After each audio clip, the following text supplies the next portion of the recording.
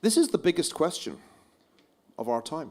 It's bigger than the Strait of Hormuz by several orders of magnitude. And we are at a critical moment because Anthropic has just revealed that it has the doomsday model, mythos, with the principal feature of which is that it can hack any operating system or software with much higher success than any previous model.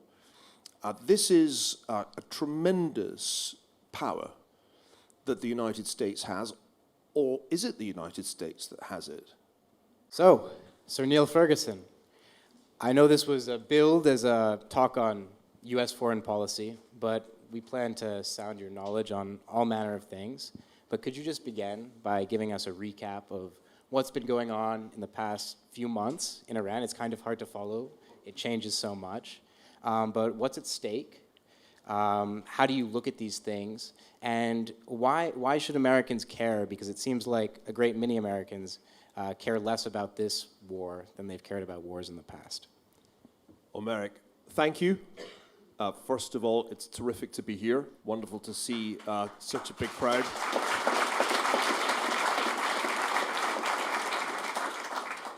And this is what I love the best about the University of Austin. It's class. And we're going to have fun up here. The tables have been turned, though. We believe in the Socratic method in teaching, but today, the students get to ask the questions, and I'm in the hot seat. Let's think back to February 27th, the eve of Operation Epic Fury. At that time, my expectation was that Israel certainly would renew offensive action against Iran. The question had been for some time, would the United States join it?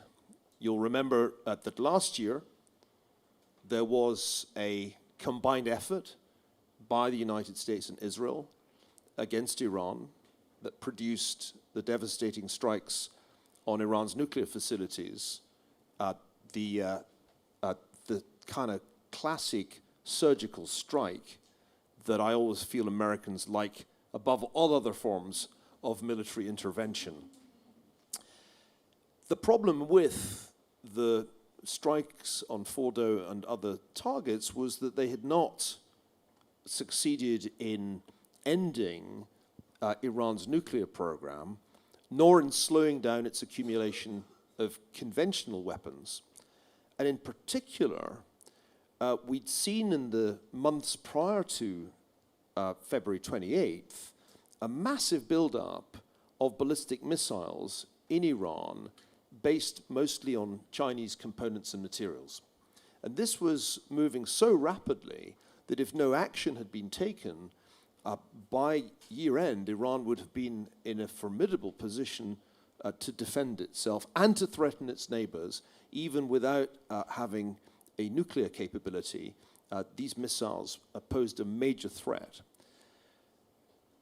So something else happened prior to February 28th that I think altered the calculations of President Trump, and that was the worst case of political violence against a civilian population that I think we have seen since the time of Mao Zedong. When the Iranian regime, the theocracy that rules Iran and has ruled it since 1979, massacred between 30 and 40,000, we estimate, of its own people, mostly young people, mostly people close in age to the students and potential students in this room, in a brutal crackdown on the biggest wave of anti-regime protest there has been in the 47 years since the revolution occurred. And so President Trump, I think like any warm-blooded person, was appalled by these scenes of body bags littering streets in Iranian cities, and said in one of his many truth posts on this subject that help was on its way. There was a pause, there is always a pause, between threat and execution, and that pause was necessary for the United States to accumulate the military capabilities in Central Command that were clearly going to be needed for what was to become Operation Epic Fury. From a military standpoint, Operation Epic Fury and its Israeli counterpart were immensely successful. In a very short space of time, in a matter of days, thousands of Iranian military targets were hit, and Iran's ability to fire missiles and drones was drastically degraded, particularly its ability to fire missiles. And one could see that in the number of missiles it fired in the first days of the conflict, because it fell exponentially. There were two things that I think surprised some commentators, perhaps surprised the president. One of them can't have surprised Dan Kane, the chairman of the Joint Chiefs. The thing that shouldn't and didn't surprise the military planners was that the Iranians threatened shipping in the Strait of Hormuz with the effect that the strait was effectively closed. It doesn't take that much, the Houthis have shown this, to scare insurers and shippers into stopping vessels going into dangerous waters. So the Iranians didn't have to do much. They just had to threaten, fire a few drones, and everything stopped. Drastic decline in traffic through the Strait of Hormuz. Everybody in this room knows that that's something like 20% of global oil supplies, but it's also a huge comparable percentage of global liquefied natural gas and a huge proportion of urea and other ingredients essential for fertilizers and sulfur, et cetera, et cetera, et cetera. It's a huge economic choke point. Dan Kane will have not been surprised by that. And I'm almost sure, though I can't swear to it, that Brad Cooper, Admiral in charge of CENTCOM, had a plan, still has a plan, to undo that closure of the strait. But until that is done, a huge economic shockwave is passing through the global economy, through all the networks that connect the Middle East to Asia and Asia to the United States. And that shockwave is moving at the speed of an oil tanker or a container ship. The thing that I think surprised everybody was that the Iranians retaliated not against Israel and the United States, but principally against their Gulf neighbors. In particular, the UAE, but also all the Gulf states, including even those that we think of as being friendly to Iran, such as Qatar. This bombardment of the Gulf states was surprising and in some ways brilliant, but in other ways desperate. I mean, this was how to lose friends and alienate people in a matter of days of military action. On the other hand, it inflicted a great deal of damage because really the Gulf states were not ready for this and were certainly not ready for drone warfare. Despite the warnings they'd received from Ukraine about how vulnerable they were, essentially nobody had been buying drone defense technology from Ukraine. And so here we are. This is an excessively long answer, but you asked a really difficult question, and I had to set the scene. Iran has been militarily greatly weakened. The president said he wanted regime change. We now say that that wasn't the plan. Actually, we got regime change. Regime change happened, but not the kind we wanted. Iran is no longer a theocracy under Supreme Leader Ali Khamenei. It is a military dictatorship under the Islamic Revolutionary Guard Corps with Khamenei's son as the front man. He's probably semi-dead, and so he's a sort of figurehead. But even if he's fine, he's aligned with these people. And they have made the most of a greatly weakened military position to hold the global economy hostage and their Gulf neighbors hostage. We therefore have reached a point of near stalemate. It's not clear that President Trump wants to take more military action. We can talk about the options that he has. It's not clear that diplomacy is going anywhere. Otherwise, Vice President Vance wouldn't have been in Washington last night. He'd have been in Islamabad. But the talks, one round of which have happened, have really not produced a result. And it's not quite clear who makes the next move. It's not over, and it's not likely to be over this month. That's as much as I can confidently say. It will be over before the end of this year, and I'm pretty sure it will be over by the summer, because I don't think it's possible economically for Iran to hang on with the Strait blockaded, because we've blockaded it so they can't export any of their oil. I also think that economic pain for the United States will become too much politically within certainly the next 8 weeks. That's the shortest answer I can give you to your difficult I think question. that about gets us up to speed, and we'll be asking you more questions about Iran in a moment. But Emerson has a question about recent news from Washington last night. Sure. Thank you so much for being here, Sir Niall Ferguson. I really appreciate you getting us all up to speed, but I would like to introduce a slight digression into a topic that's too important for us to cast aside. Last night, the news came in that another attempt was made on President Trump's life. As someone who has studied political violence and the health or lack thereof of nations who suffer from it, what takeaways should the American people have from this event? Emerson, thanks for asking that. It happened, I think, while we were talking at dinner last night. I think, in fact, I was in full flow about why you should come to UATX and not to some other mainstream traditional legacy institution.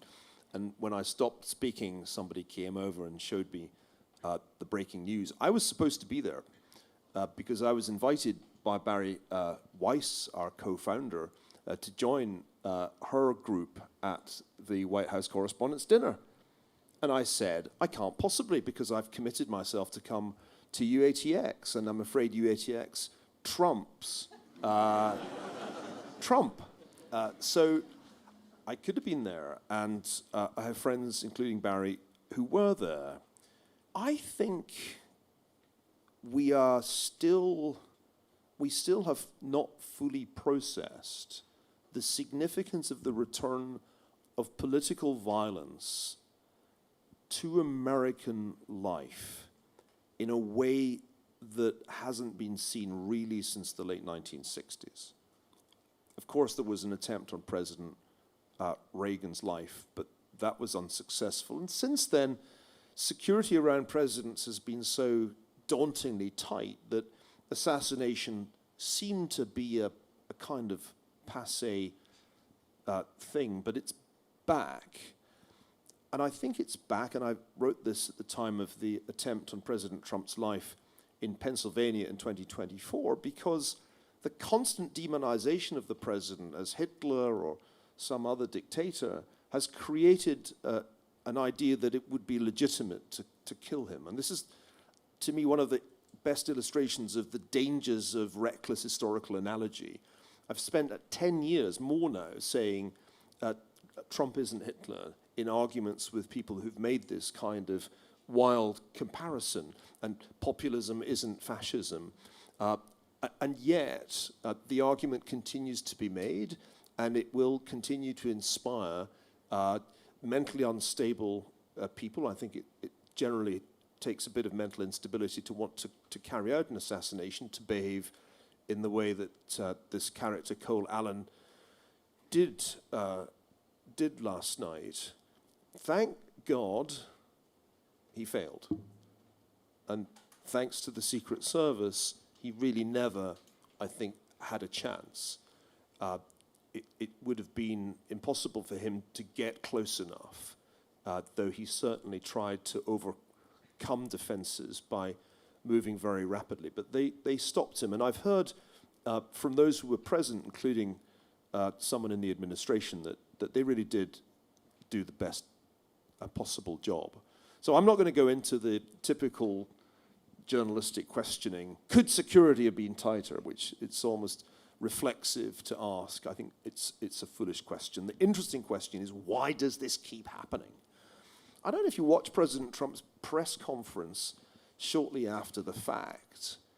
He said something that was characteristically self-aggrandizing and true. He said it's the presidents who are consequential they try to kill. You know, I sat there thinking, man, that only you could come up with that. You know, Ronald Reagan would never have said that. Ronald Reagan made light of the assassination attempt, but in a funny kind of way, you can't really fault the argument. It seems to me as if consequential presidents are the ones most likely to be threatened, as of course was true in the case of Reagan, of John F. Kennedy, of Lincoln. So where does this leave us? I don't think it alters anything in the geopolitics. I'm not even sure how much it alters the politics, though we'll see. Typically, there's some kind of bump in approval rating for a president who's survived assassination, but I'm not regarding this as likely game-changing. The trend in the president's approval rating, the popularity of the administration's policies has been monotonically downward since October last year.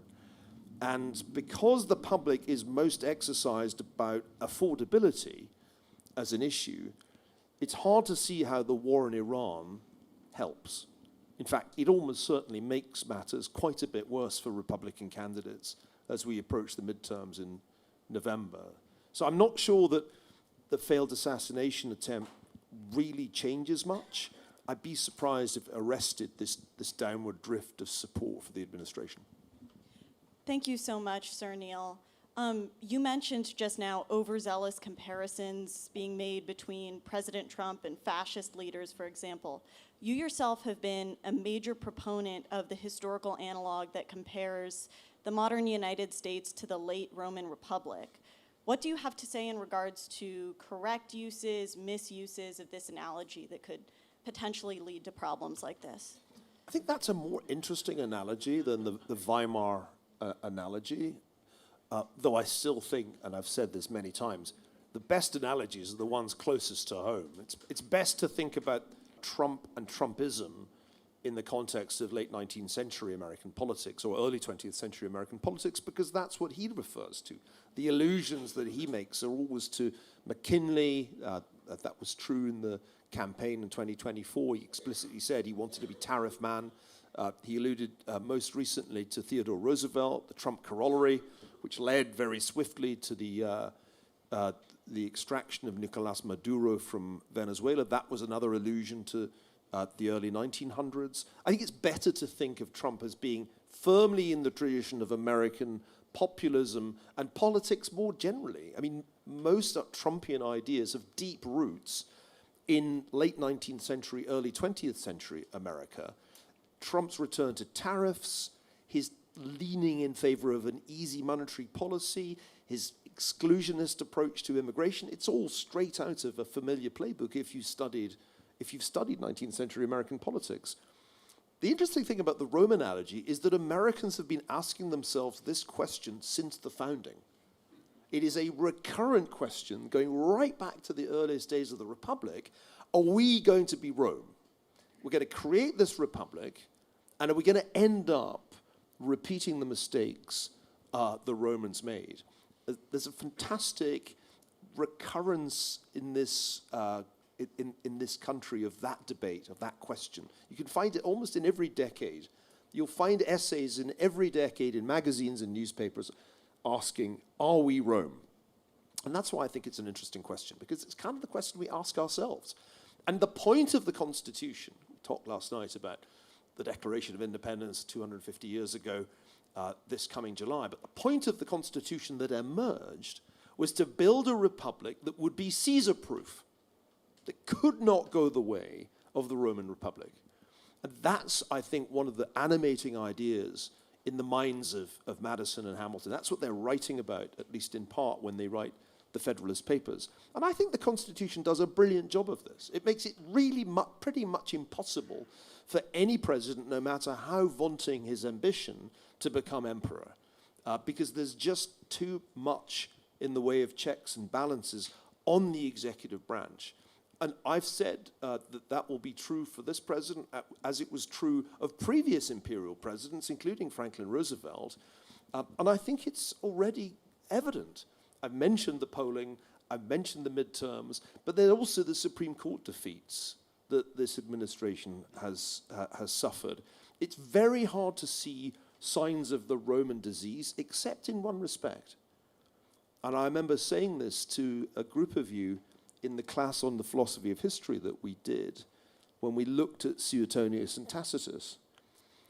One of the things the Roman historians say about the end of the Republic that is very striking is they say it was really the weakness of the Senate and the corruption of the elites that made it happen, more than Augustus's or Tiberius's greed for power.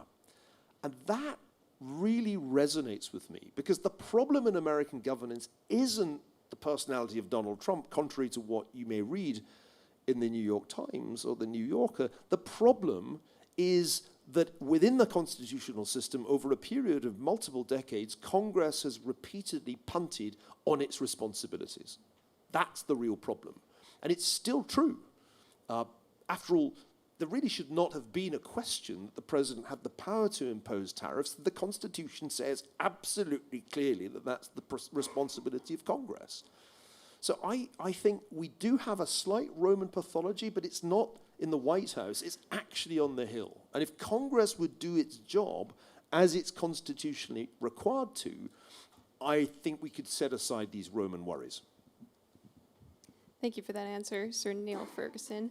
So I want to bring us back to... You can call me Neil. This is, after all, a republic. And titles like Sir are great in London for restaurant reservations, upgrades with British Airways.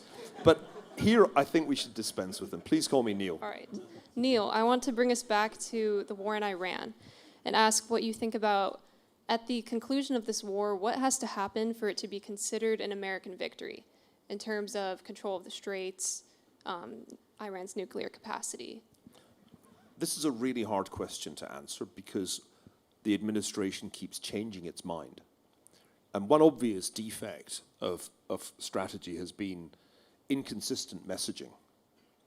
It's very, very hard to go back to Merrick's point about the popularity of this war. It's a remarkably unpopular war by the standards of any war at its inception. I mean, even the Vietnam War was popular at first. This is an unpopular war from the get-go, and I don't think it has helped matters that the messaging has been inconsistent. First, it was about regime change. Then it was about disarming Iran. Is it about the uranium or the nuclear dust, as the president confusingly calls it? Or is it actually about the Strait? If it's about the Strait of Hormuz, then it's kind of hard to make sense of our strategy, because that wasn't a problem prior to February the 28th. We've created this problem. Nobody previously knew if the Iranians could do this. There was a suspicion that they could, but there really hadn't been a situation like this when Iran was able to shut down all traffic and then for a period of weeks let out only cargoes that it approved, collecting tolls in the process.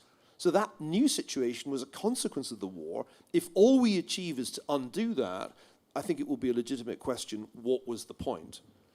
I think for it to make sense, ideally the regime collapses. Ideally. What are the chances of that? I think low. I've always been a pessimist about this. At the height of the protests in January, I said counter-revolutions rarely succeed. Highly repressive regimes tend to be good at repression. This one proved that. Anyone in Tehran, and I have friends who have cousins there, is terrified. So it would be wonderful, but to me surprising, if within a matter of months the IRGC obligingly collapsed. We're now in the midst of a negotiation, not all of which is public.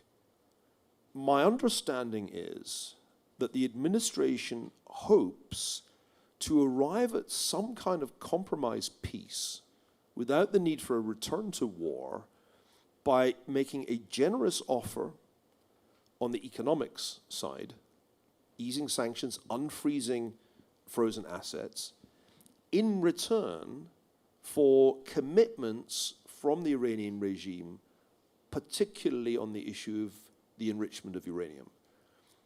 And of course, that's the issue that the Iranians have been haggling with us about for more than a decade, going all the way back to the origins of the JCPOA in the Obama administration. A good but wonkish criterion would be, does this end up being better than the JCPOA?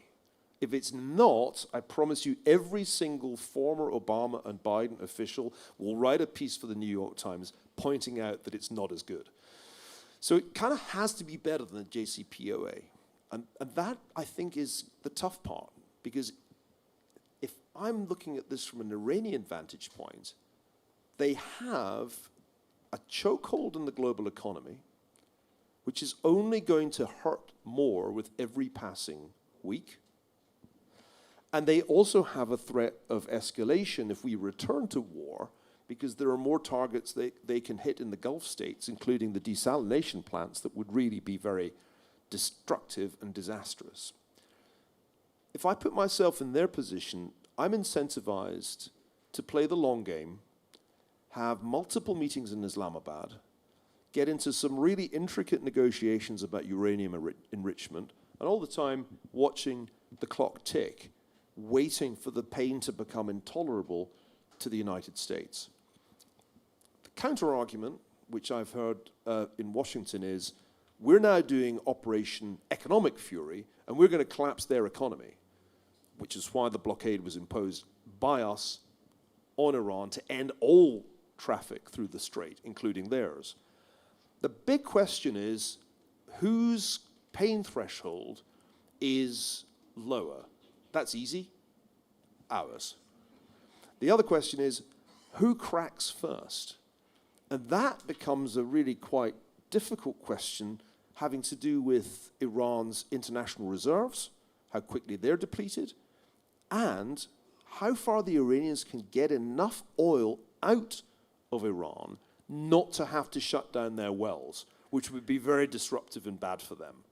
So right now, a lot of people are doing quite tricky math to work out what cash can the Iranians access. They have reserves, but a lot of them are frozen and sanctioned. And can they get enough oil out, in effect, running our blockade, not to have to shut down their wells? That's what it's come down to. The more it's about those technicalities, Faith, the less it's about what's victory look like. Because increasingly, I don't like to say this, but increasingly victory looks like get the strait reopened and worry about the other stuff after that. That's not a good thing. That's, to my mind, a strategic fail if you're in a situation where success is undoing the thing that the war started. But I'm afraid that's where we probably are. It strikes me that America's inconsistent messaging poses a danger on both the domestic and international fronts. I want to ask you about both. Why is it that it seems like when America says one thing one day and another thing another day, that should undermine its global authority? That should open the door for China or someone else to negotiate with Iran, to do things that the U.S. Seems to be wishy-washy on. But China hasn't stepped in as much as we might have expected, and so what's the deal with that? And then, should I wait to ask you about the domestic question? Go ahead, I can take two. Okay. I can handle it. It makes Americans question our motivations. You said earlier that part of the reason Trump decided to intervene in Iran was because of this humanitarian crisis.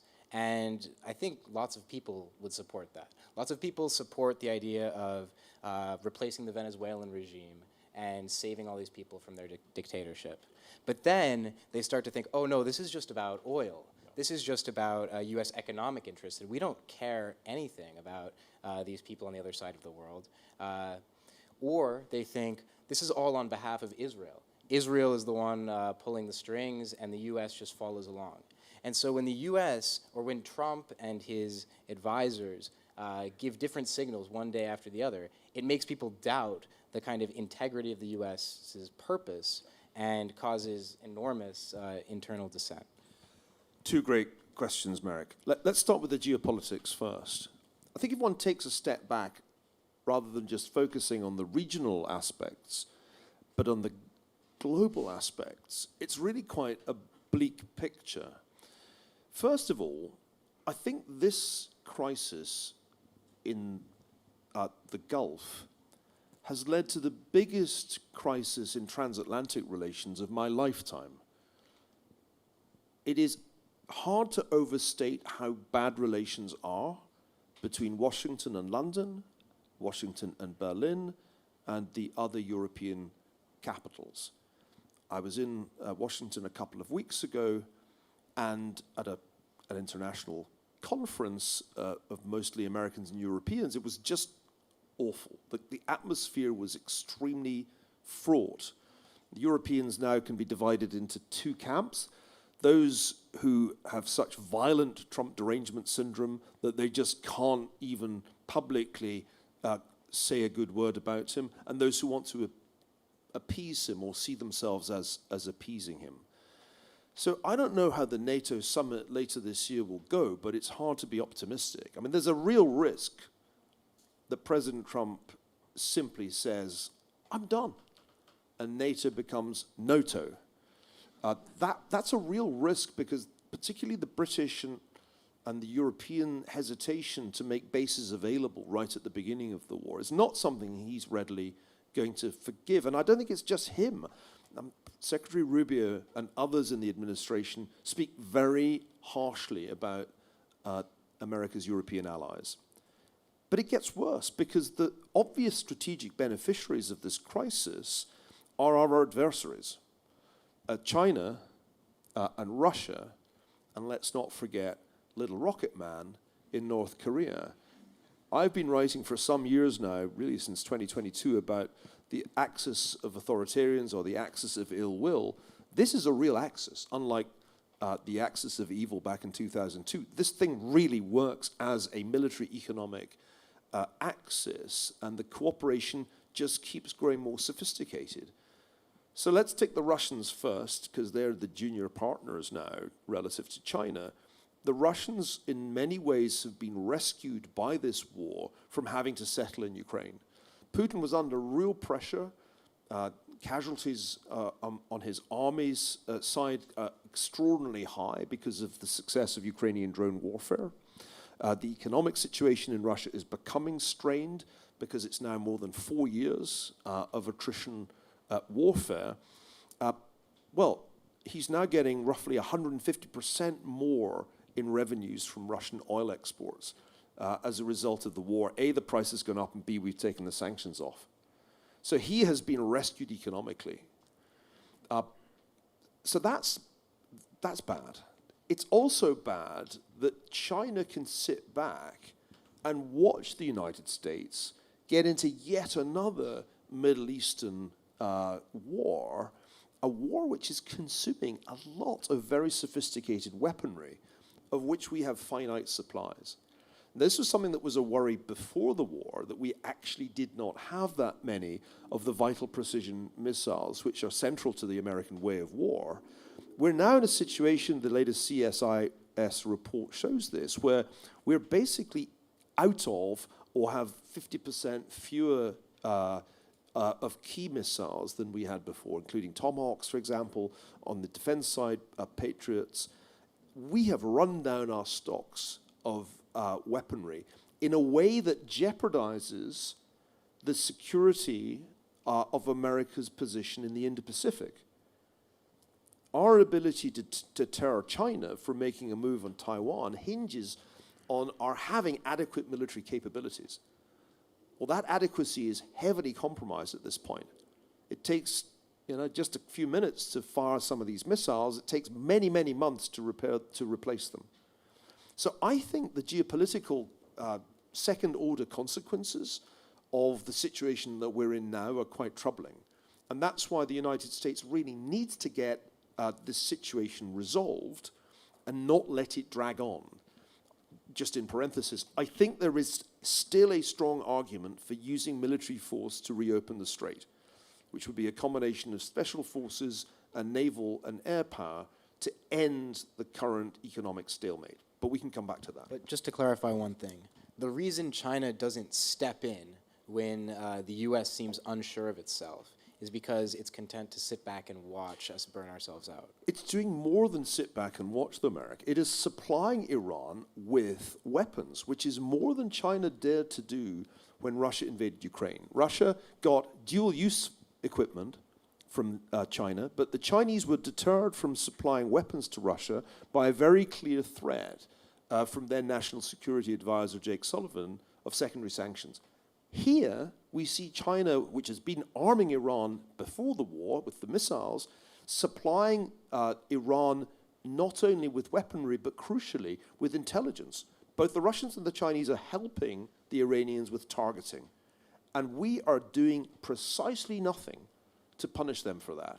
So if I'm Xi Jinping, I'm not just sitting back. I'm actively helping Iran and almost certainly advising the Iranians on how to play this. By the way, if you hold any diplomatic meeting in Islamabad, in Pakistan, everything you say is going straight to Beijing. So the Chinese part of this is not passive. I would also argue that one reason it's hard to collapse Iran's economy right now is that China can supply Iran in a variety of ways over the enormous land border that Iran has that we can't blockade. So China's not just sitting back. Can I come to your domestic question? Yes, please do. And please address the kind of moral question of whether we're justified in questioning Trump's motives, the administration's motives, when they seem to say one thing one day and another the next. Well, I think you're right, and I think I've already said that if you have mixed messaging about war aims, it's not going to work well with a public that is innately skeptical of quote-unquote forever wars. One of the interesting consequences of George W. Bush's presidency is that Americans on both the left and the right became disillusioned about foreign interventions. The critique of neoconservatism came in two flavors and produced two presidents who were committed to no more forever wars. The first was Barack Obama. The second was Donald Trump. So I'm not surprised at all that the polling is bad, because the administration has clearly failed to make the case for this war in a consistent and convincing way.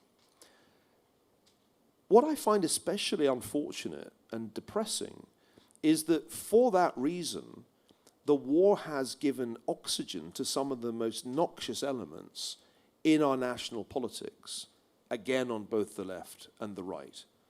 On the left, the same people who were protesting on behalf of the Palestinians and making it as if October 7th was a date on which Israelis were the perpetrators, not the victims. These same people who protested after October 7th in support of the Palestinians and talked endlessly about Gaza and lamented the deaths of people in Gaza are now protesting in support of the Iranian regime that massacred 30 to 40,000 of its own people. I mean, these people are, to me, entirely odious as well as hypocritical, but this in some measure emboldens them. But it's even worse on the right, where Tucker Carlson and those people who have decided to make anti-Zionism, anti-Israel, even anti-Semitism their new product, take the war as evidence that the United States was merely doing Israel's bidding. And that argument got some unfortunate support from the way that the New York Times reported on the decision for war. I just want to make it perfectly clear that although Benjamin Netanyahu had his reasons for wanting to go to war with Iran again, and I think would have done it on his own had the United States not become involved, the United States went to war for its own national interest too. But I don't think we've heard that clearly and consistently enough from the administration. And for that reason, it's easy for Tucker Carlson and others to say, we're just carrying Israel's water here. So we're in a very dangerous place in our domestic debate on these issues.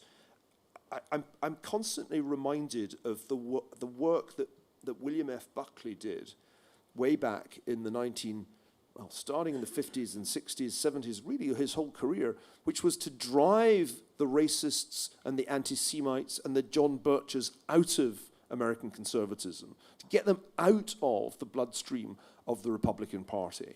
And that was really Buckley's life's work. And its culmination was the Reagan presidency. I feel as if it's all being undone, and these toxic strains that, of course, were around in the 1930s and in the 1940s are making a comeback. That's another reason why the administration needs to get its story straight.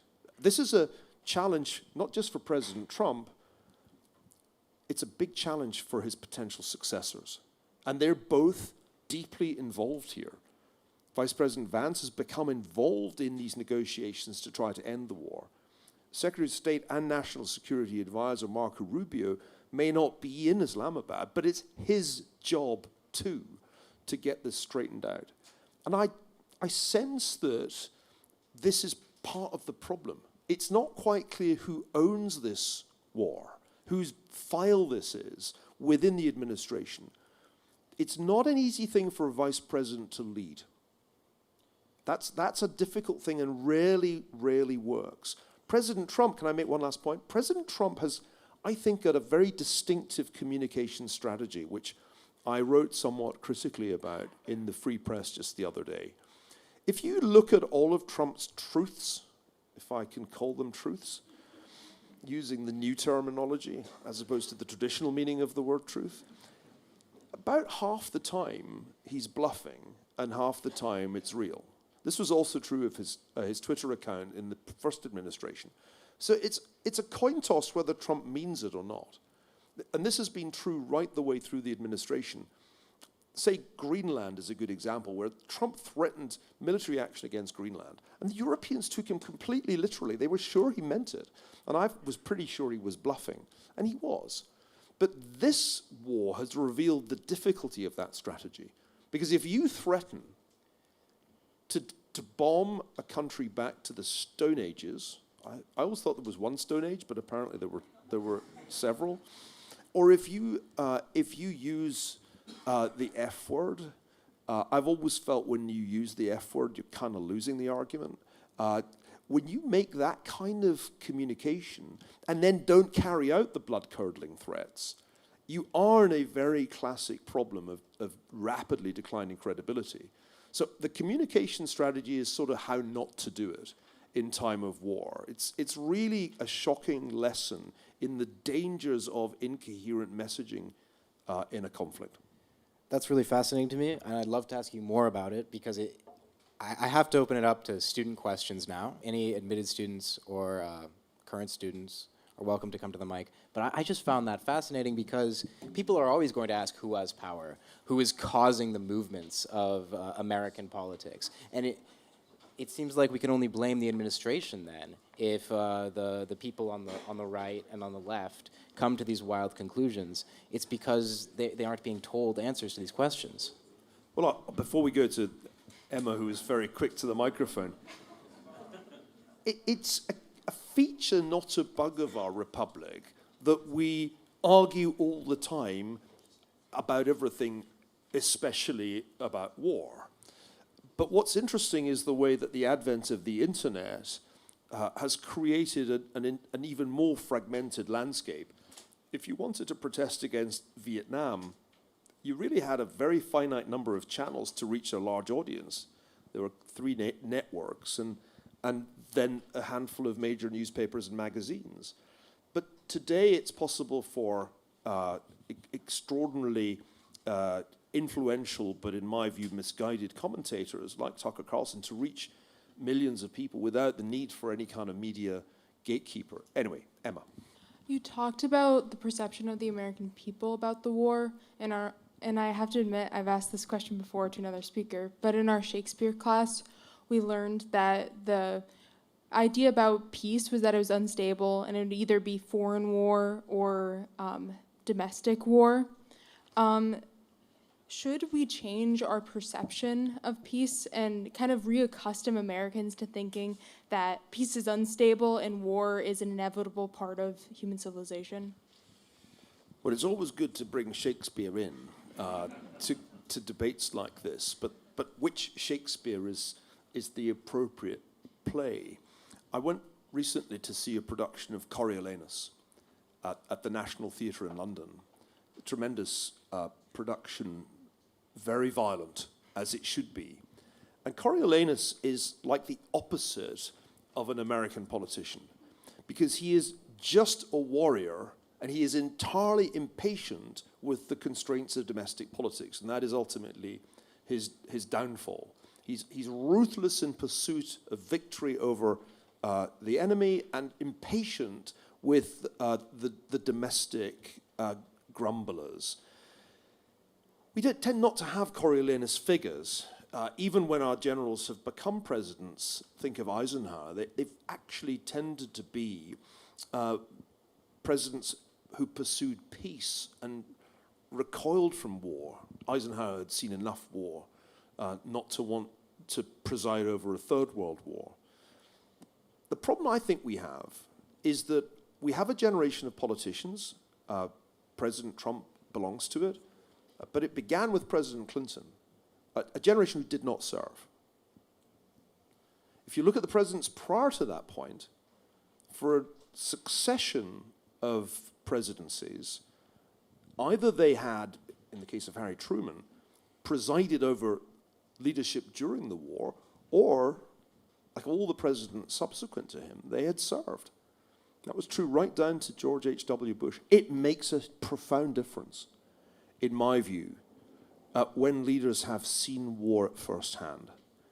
The boomers, from Clinton to Trump, have lacked that intimate knowledge. And I think it helps explain the decline in the quality of our strategic leadership. So there are two things that they ought to read more of. Shakespeare, certainly. One can never read too much Shakespeare. And the obscure plays are sometimes the ones that illuminate these issues. I know you've been reading the histories. Everybody needs a bit of Henry V in the morning. But, you know, you also need a little bit of Macbeth to offset the Henry V. When the violence becomes domestic, it's completely toxic. But you also need history. And ultimately, the lack of applied history explains a lot of the problems that we currently face as a nation. This is the third Gulf War. There have been multiple occasions in history when strategic choke points have been exploited by the enemy. I threw out a few examples in some of my recent journalism. Gallipoli is the great advertisement for not trying to force a strait by military force. The tanker war of 87-88 is how you do it. I have a nasty feeling that decision-making around Operation Epic Fury was light on history as well as Shakespeare. Thank you. Neil, I hate to say this, but we need the rest of your responses to questions to be short. Much shorter than that one. We only have a little more than 10 minutes, and we have about 10 questions. You're on. So my question is about U.S. strategy and foreign policy. So you've argued that the U.S.-China rivalry is the defining contest of our era, won or lost largely in the global south. But surveys show that over 80% of Arab respondents rated the U.S. position on the Israeli-Palestinian conflict as very bad, and China's favorability rose 15 points in key U.S. allied Arab states like Jordan and Morocco. And 2024 was the first year China surpassed the U.S. as the preferred partner among Southeast Asian nations, a lead China has held for 2 consecutive years. Given your own framework, how do you reconcile that? How do you avoid the conclusion that unconditional military support for Israel is a measurable, ongoing strategic gift to Beijing? Are we going to have short questions too? They should be. Fair. That was too long. Shorter questions than that, shorter responses than that question. I'll keep it short. We are in Cold War II with China. We have been since around 2018, maybe earlier. What we do in relation to Israel is not the defining variable. It's not the critical variable. And if we were successful, as Israel has been strategically very successful, if we follow it through and achieve success in the Middle East, that will send a very clear signal to Beijing that we are the dominant power in that region and that an American military firepower you cannot and should not mess with. That is the way to think about this. But thanks for the question. It's a good question. Thank you. How concerned are you with the polarization and radicalization we are seeing in the United Kingdom, What would it take for Labour or the Tories to regain their trust from the public? Thanks for the question. It's true, there are local and regional elections in May. The Labour Party is going to do very badly. It's the party in power nationally, but the Conservatives are likely to do very badly too, and a whole host of novel parties or relatively new parties will do well, and the result will be an even bigger political mess than we already have. The key thing that has to happen is a revival of the Conservative Party. The party has the best leader. Kemi Badenoch polls ahead of all the other leaders, including Nigel Farage, because people know that he's a shyster and a phony, and they see that she's the real thing. But the party has a brand issue because of multiple bungled prime ministerships since 2016. So if you can revive the Conservative Party, it has the right leader, Kemi Badenoch is Black Thatcher, and you can turn Britain around. But it's probably going to take another, I'd say 3 years of misery before British voters are ready for that Conservative revival. Thanks for asking about it. Thank you. As I'm sure you saw recently, the two main opposition leaders in Israel, Yair Lapid and Naftali Bennett, formed one party. If they're elected in the upcoming elections in Israel, how do you think that will affect Israel's relations with America, the Trump administration, and the future Democratic or Republican administration? Great question. It's an important development. In my career, I have learned that there are two subjects too difficult for me to understand. One is astrophysics, and the other is Israeli domestic politics. And so everything I say in answer to your question comes with a health warning. I'll never understand it, no matter how many times I go there. I know Naftali Bennett and admire him. I think he would make a great prime minister. Again. I think Prime Minister Netanyahu is a much underrated and undeservedly reviled figure who will be seen by history as the Bismarck of Israel. But like Bismarck, he is loathed by liberals in his lifetime. I think we're reaching the end of his era, and it is time for change, I think. And all one can hope is that that happens because it will allow the kind of reset that there clearly needs to be. He has delivered great strategic success for Israel at the price of alienating practically the entire Western world, including now American voters, especially young American voters. And that could be a Pyrrhic victory for Israel. That could be a Pyrrhic victory. So I think it's important that a new face comes to power in Jerusalem for the sake of Israel's relations with its most important ally, the United States. That I hope will come when the election comes before October. But as I said, it's astrophysics. Thank you. Good afternoon, Neil. You mentioned the Constitution as a preventative measure to an emperorship in America. But at the end of the day, what the Constitution is as much as I support it, is a piece of paper and a gentleman's agreement. There will come a day when a decision will be made to either support it or tear it up, inevitably, with the march of history. When that happens, should we be prepared for a pseudo-emperorship in the presidency? I don't think it's inevitable that the Constitution will fail. Most republics in history haven't lasted very long. Think how short-lived the Weimar Republic was. And history suggests that most republics either succumb to tyranny or to anarchy. The founders saw that and wanted to design a very durable republic. The evidence suggests that durable republics do happen. Switzerland is one example. The Venetian Republic is one of the longest-lived examples, and it did close to 1,000 years. So I'd like to just give you the confidence that 250 years is just the end of the first quarter. And we have way, way, way further to go as a republic. And why would we give up on the world's most successful political operating system, to gamble on something that has nearly always failed, which is imperial power.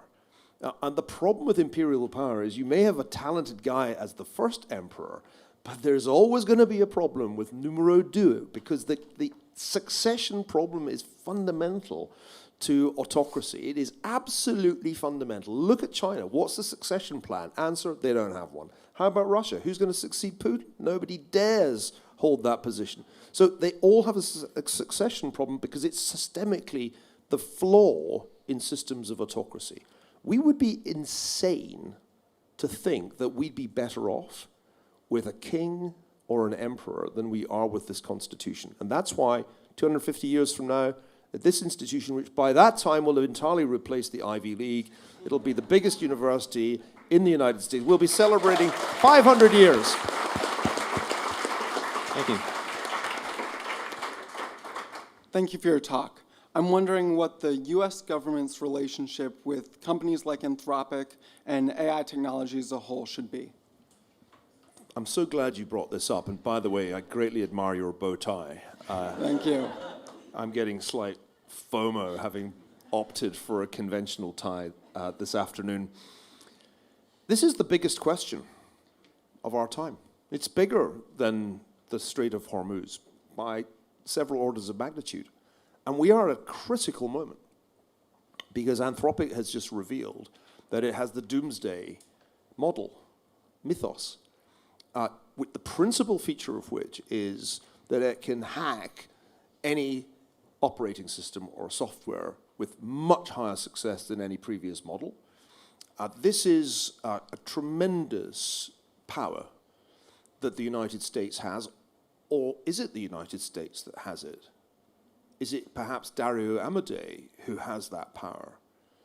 If I was Xi Jinping, I'd be more worried about Mythos than about Indo-PACOM, Indo-Pacific Command.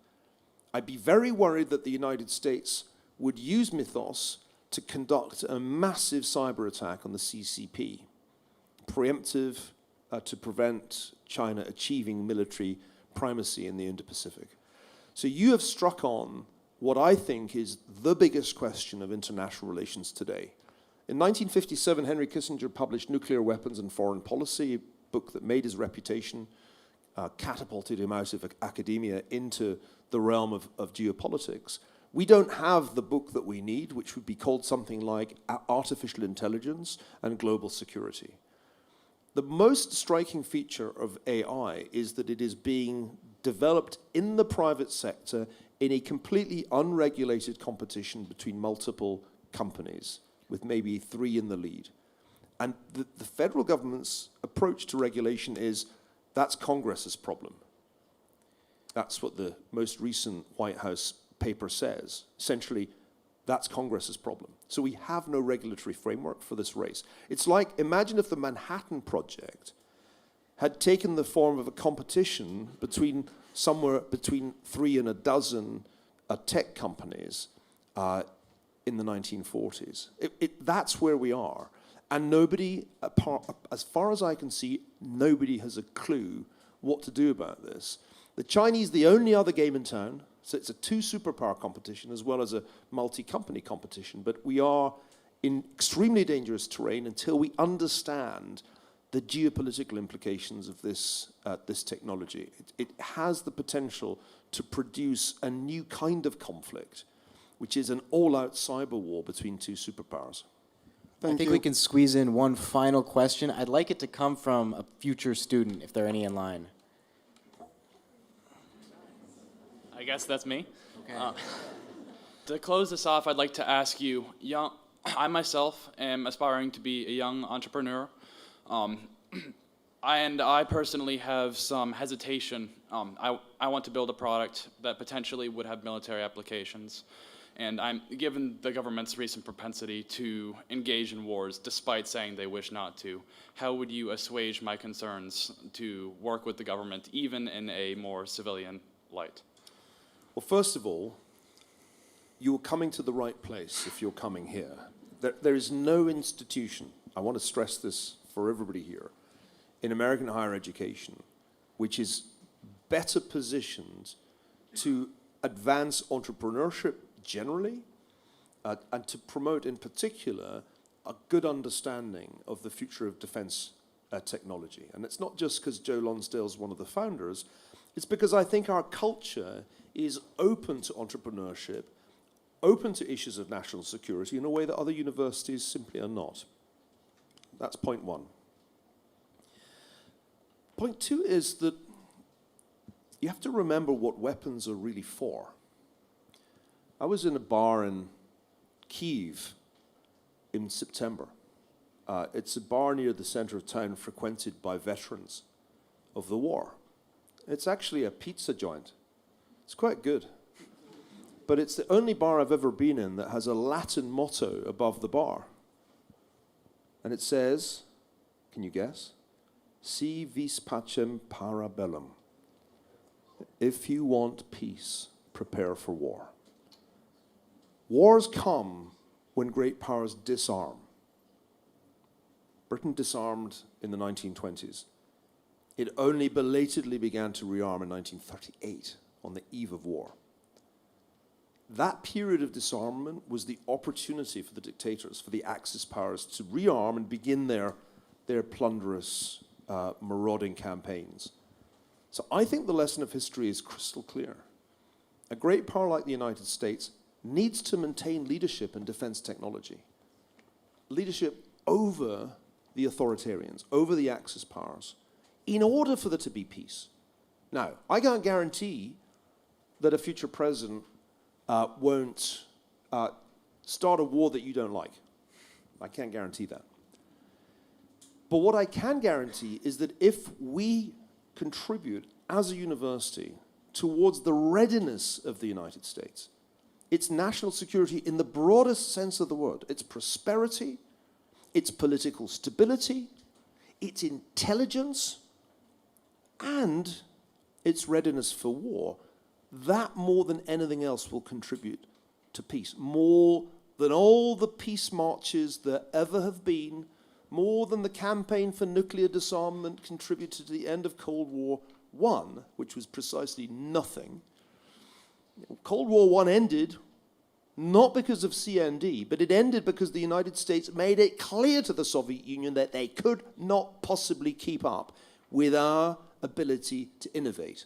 They couldn't do the computers, they couldn't do the chips, and Star Wars was a kind of game changer. Not because we could do it, because they could never do it, and we ultimately could do it. So, please come here, help us make the world safe for democracy.